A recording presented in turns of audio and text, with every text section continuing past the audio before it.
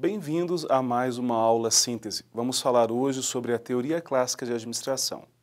A teoria clássica de administração, ela é contemporânea à teoria científica de Taylor. A teoria clássica de administração, ela tem como expoente maior um também engenheiro da França, Henri Fayol. Henri Fayol, ele trouxe contribuições que se diferenciavam de Taylor, porque Taylor queria organizar a produção a partir do chão da fábrica. Fayol teve uma abordagem a partir da empresa para o chão da fábrica, no seguinte sentido: ele nos trouxe a contribuição de que a organização, para que funcionasse melhor, deveria ser dividida em funções. As funções que nós conhecemos hoje: a função técnica ligada à área operacional, a função comercial ligada à venda propriamente dita, as funções financeira e contábeis ligadas aos registros e movimentos de dinheiro dentro da organização, a função de segurança das pessoas e dos bens e, por último, a função administrativa responsável para poder coordenar essas funções num todo integrado e inteligente. Essa contribuição das funções de Fayol, ela se prolongou também pela contribuição dele de informar o que se esperava da administração, né? O que se esperava do administrador, por conseguinte.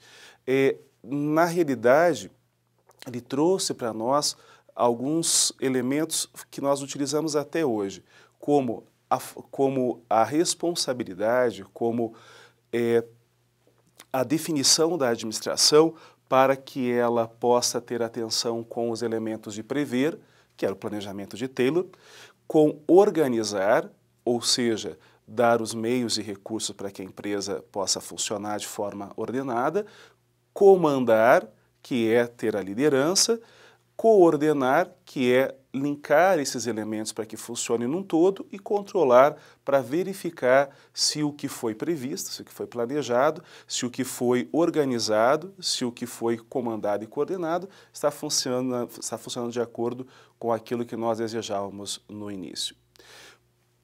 Mais importante destacar também foi a amplitude que Fayol trouxe aos princípios de administração já esboçados por Taylor e por Ford. Vamos verificar alguns que são atuais até hoje e que nós lembramos deles de forma cotidiana.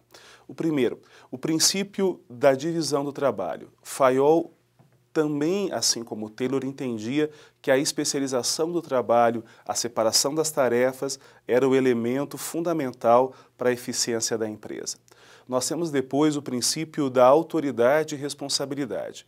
A autoridade é a expectativa de eu ser atendido, é a expectativa de eu ser obedecido. Responsabilidade, ela é um elemento que decorre da autoridade.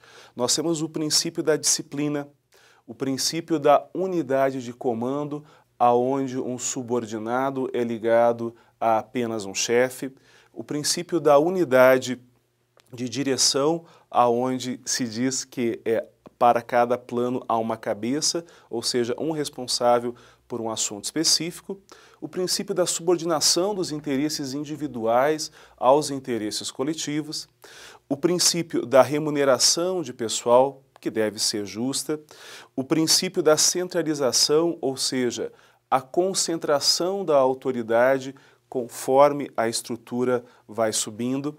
Nós temos também o princípio da cadeia escalar, que é uma consequência, aonde a autoridade ela é uma linha, aonde o maior nível de autoridade se concentra no topo e o menor na base.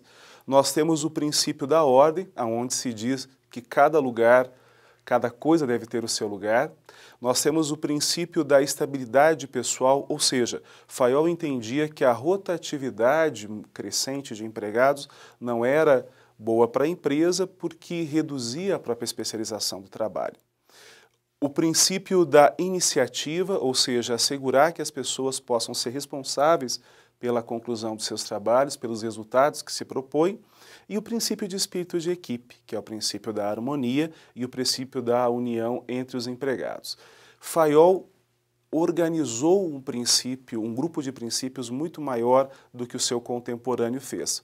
Vamos lembrar mais uma vez: o princípio da divisão do trabalho, o princípio da autoridade e responsabilidade, da disciplina, da unidade de comando, unidade de direção, subordinação dos interesses individuais aos interesses coletivos, remuneração de pessoal, centralização, cadeia escalar, ordem, estabilidade do pessoal, iniciativa e espírito de equipe.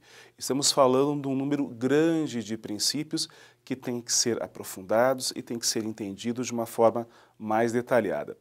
A questão é que a contribuição de Fayol foi tão relevante que até hoje a teoria administrativa mais simples de entender e a mais consultada é ainda a teoria clássica, pela forma simples, pela forma direta e pela forma entendível que chega até hoje aos administradores e, primeiramente, aos estudantes.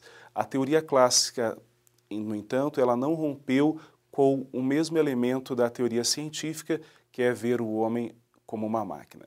Espero que você aprofunde mais o material. Esse foi um elemento síntese da contribuição de Fayol e de seus seguidores à teoria administrativa. Nos vemos na próxima.